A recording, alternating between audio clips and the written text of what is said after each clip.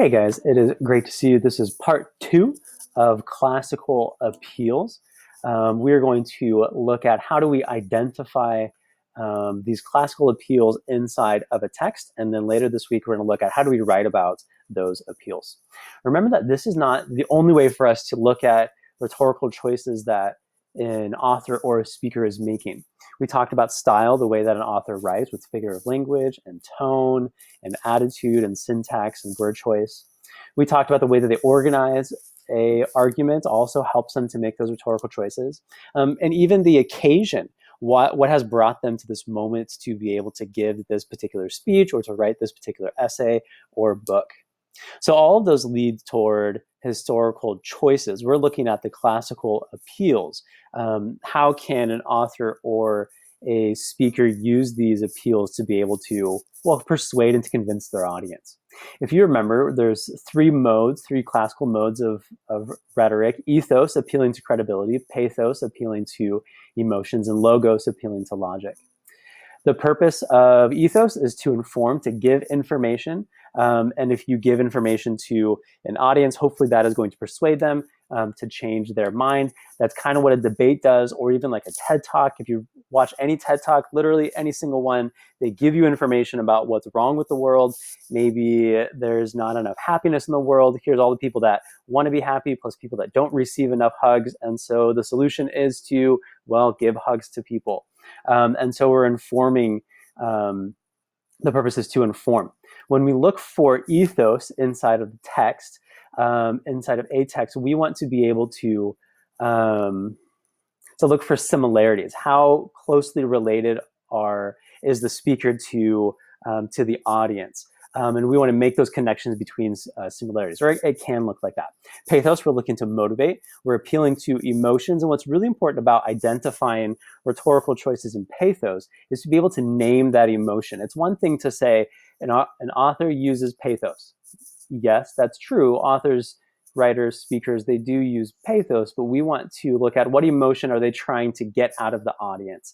And them attempting to get emotion out of the audience was what's going to make the audience the heroes, what's going to persuade them, to push them to act. One of the best ways for me to find pathos is to look for repetition.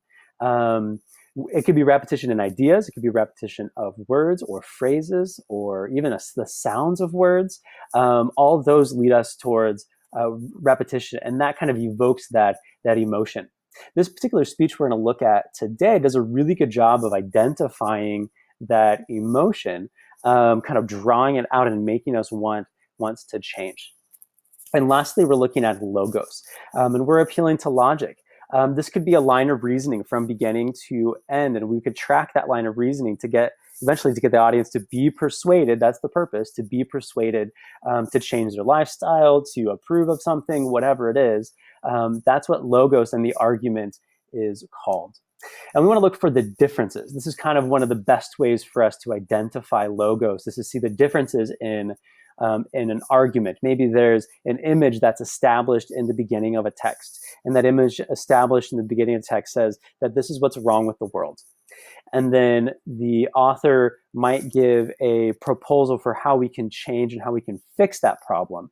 And then we say, okay, well, if that's how the world is, here's my solution to this problem. Here's the effects of that. We're looking at the differences in the logic of that argument.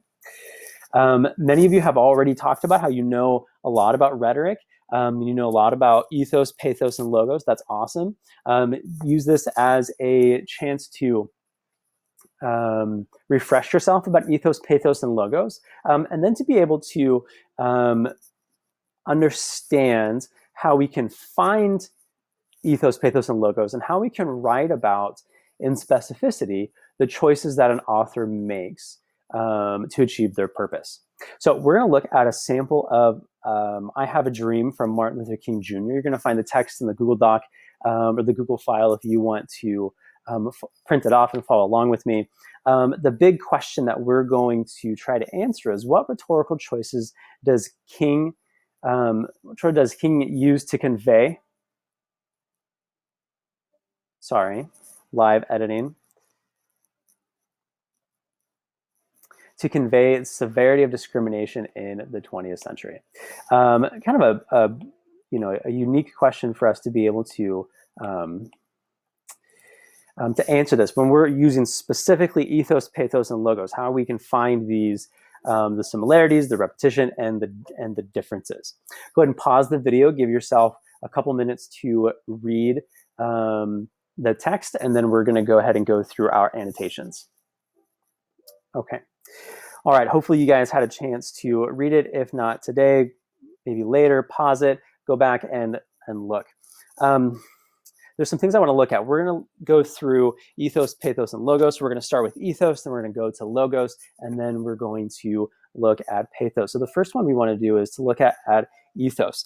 This is, remember, how an author is appealing to credibility. We're looking at the similarities. And so we want to ask that question, okay, within these rhetorical choices, is King developing a kind of similarity? Is he comparing himself to his audience? Well, in the first part of the first paragraph, kind of the first section of this, we see that, okay, well, we have the audience, right? This is what this is being written towards. Obvious today that America has defaulted on this promissory note insofar as her citizens of color are concerned. Instead of honoring people a bad check, a check which has come back marked insufficient funds. But we refuse to believe that the Bank of Justice is bankrupt. So if we're looking at the ethos in here, the similarities between the author, the credibility, we have some clues to this, right? Well, particularly, King is talking about African Americans, and what have they received? They received a bad check of insufficient funds, meaning that what is inside of a bank is not coming back and not being returned appropriately. Well, I would ask the question, okay, well, what does this mean? What are these things that should be promised to me? A promissory note is like a note for a loan. So something is coming back bankrupt. Interesting. But we refuse to believe that the Bank of Justice is bankrupt. We refuse to believe that there are insufficient funds in the great vault of opportunity of this nation. And so we've come to cash this check, a check which has been given to us upon demand, the riches of freedom and the security of justice. Interesting. If we're looking at that credibility we have in this first part, this seems to be abstract. Right? There seems to be a first premise, and we'll talk about that when we get to logic. But there's this first premise, right? That there's insufficient funds. Well, now we have this unique point of view. And if we're looking at point of view, well, what's the point of view? What's the pronoun that is showing us, connecting to the audience, showing the similarities? We refuse. We refuse. We've come to cash this check and will give us upon demand the riches and the security. We have also come to this hallowed spot to remind America the fierce urgency of now. So we have a shift from paragraph 1 to paragraph 2. King is showing, he's revealing, he's utilizing this shift in point of view to say there's this issue that's really big. And these people that are here right now hearing this speech, they refuse to believe that the Bank of Justice is bankrupt. So the rhetorical choice, what rhetorical choice does King use to convey the severity of discrimination? Well, he uses a point of view, to establish that credibility that everyone in this audience has come here with an urgency that this needs to be changed, that the Bank of Justice is not bankrupt, but in fact is full, and that there are no insufficient funds, or there should be no insufficient funds. So if we continue to go looking at ethos, this is no time gauge, now is the time, now is the time, now is the time. So there's kind of our first thing, right? The credibility that we have, that ethos. Okay. We're going to move to logos. And the reason why we're going to kind of skip ethos, we're going to skip pathos and go to logos is we're already beginning to see this argument that is being shaped in these 3 paragraphs. So if we're looking at this argument, we always want to move chronologically. And this is because when you have a longer text like the ones on the AP test, we want to kind of chunk out those arguments, those lines of reasonings, those lines of reasoning for us to summarize, paraphrase the author's argument to help us to be able to respond to the question. So what's the first premise? Well, the first premise we already said is this abstract, right? That a group of people are not receiving justice. That's the first line of premise. We can probably go a little bit further, and then we can identify that they have been given a bad check, a check which has come marked insufficient funds. And then we say, but we refuse to believe that the Bank of Justice is bankrupt. So here's the second line of reasoning. The bank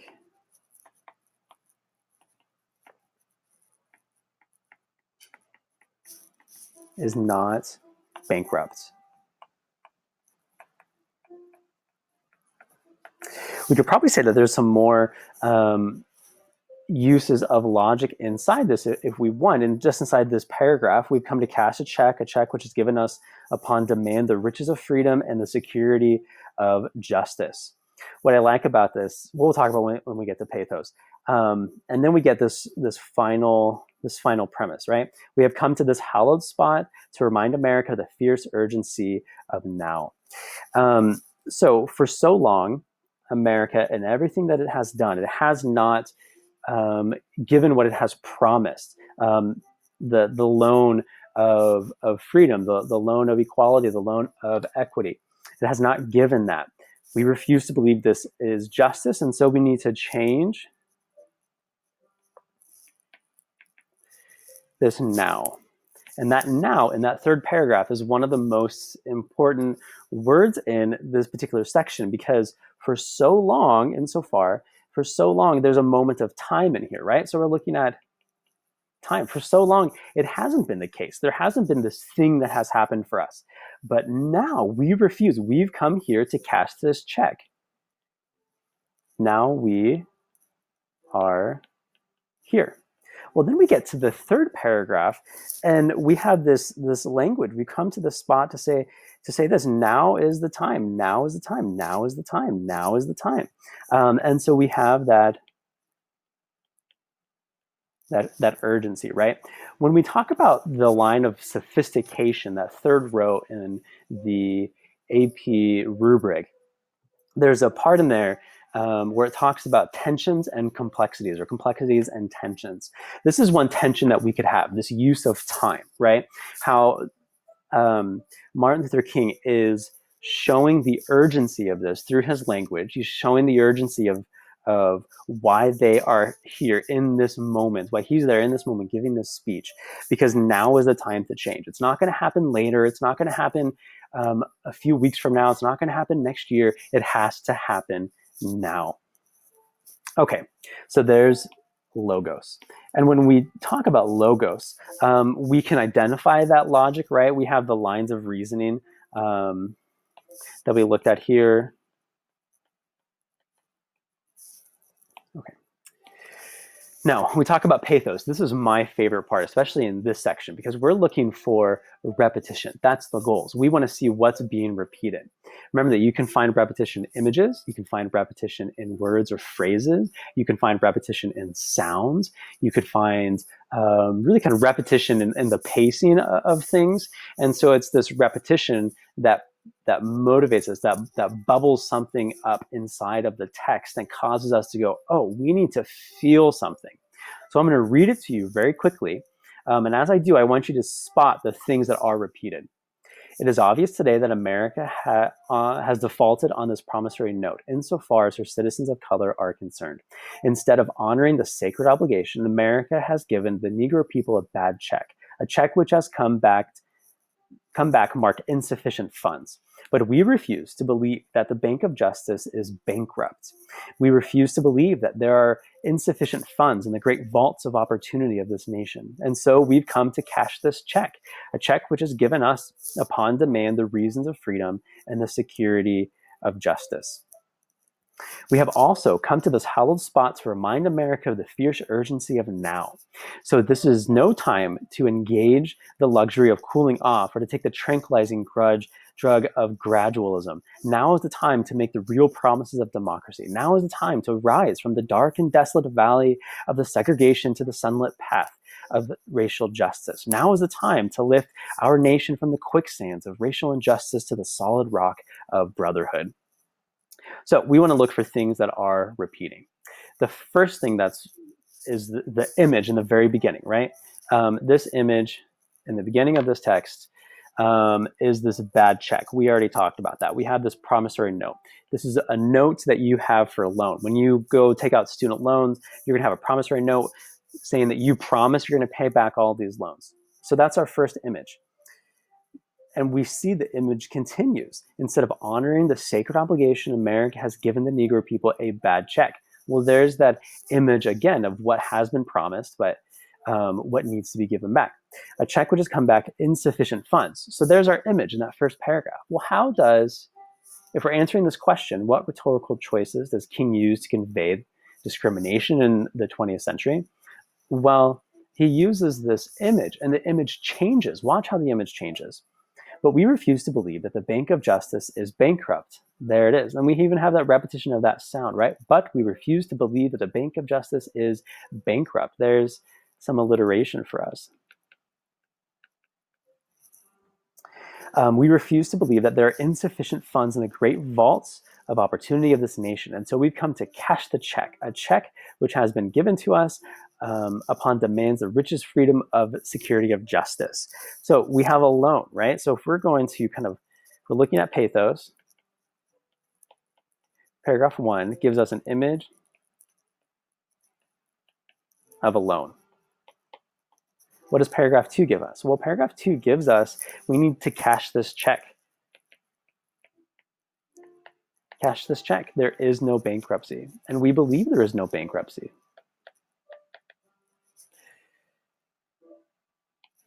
I know I spelled that wrong. There we go. Bankruptcy. Okay, so we have one image. We have two images. They're related to each other. There's repetition. And there's also some similarities. Now, looking at the last paragraph, notice how the image changes. Because if you're not driving with that image of banks, that image of money, of promising these checks and not being able to fulfill these checks, he's going to give you a machine gun of repetition of images to find one that you think is going to be worthwhile to you. We have come to this hollowed spot to remind America the fierce urgency of now. This is no time to engage in the cooling off or take a tranquilizing drug of gradualism. There's another image. Now is the time to make real promises of democracy. Now is the time to rise from the dark and desolate valley of segregation to the sunlit path of racial justice. There's a lot of sounds in there that just are so good. Now is the time to lift our nation from the quicksands of racial justice to the solid rock of brotherhood. There's that image. And he gives us paragraph 3. We have changes of images. And they're coming so fast at us. They're changing in every single sentence. So if I'm reading this and I know what my question is at the top, I want to ask, why is he changing the image so fast? Why is he going through all of these? Why is he going through all these changes to show us something? How is that going to help convey his argument? Well, notice that what they are parallel to, or what is what's parallel to these changes of images. We already identified, right? So we have the we in the second paragraph, we have we in the third paragraph, and then we have 1, 2, 3, 4 nows. Now this is a really interesting question. I'm going to do a different color. We'll do this one. As I'm reading this, I always ask this question: why end the first sentence with now and begin the rest of the paragraph, each sentences, with now? I think he does this to solidify and to convey that now is the time. And it feels pretty obvious, right? But he's doing this in order to show that actually now is the time to do it. It's not going to be later. It's not going to be 10 years, 20 years, 40 years. It has to be now. It's not going to be in only certain parts of the country. It has to be everywhere. Now is the time to do these things. So we have this repetition of now. And not only do we have, and so this word that is repeated is known as an anaphora. That's a word that is repeated after at the beginning of multiple clauses or sentences or paragraphs. This is chosen specifically to get to that main idea, that now is the time to do this. So if we're looking at the rhetorical choices King uses to convey the severity of discrimination in the 20th century, he uses Ethos, pathos, and logos in order to emphasize that now is a time to change. It's not going to be later. It's not going to be in a few years. It has to be now. So ethos, pathos, and logos. When we're looking at ethos, pathos, and logos, we could ask the question, okay, well, what is he appealing towards? What credibility is he appealing towards? That's how we want to write about this. What emotion is he trying to draw out of his audience? And what kind of logic? What are the premises inside of his logic that are getting us to be able to pick up his argument, to reconsider our point of view, and to hop on to that train? Well, that's going to be our next video. How do we go from annotating into writing about this? My friends, I hope that you found something meaningful today. This is one of my favorite pieces of all time. Obviously, you can see there's so much that I love inside of this. I hope you guys are having for me, it's a great evening. The Bachelor is on tonight. I'm going to go get my Bachelor on. You guys are awesome. As always, happy reading.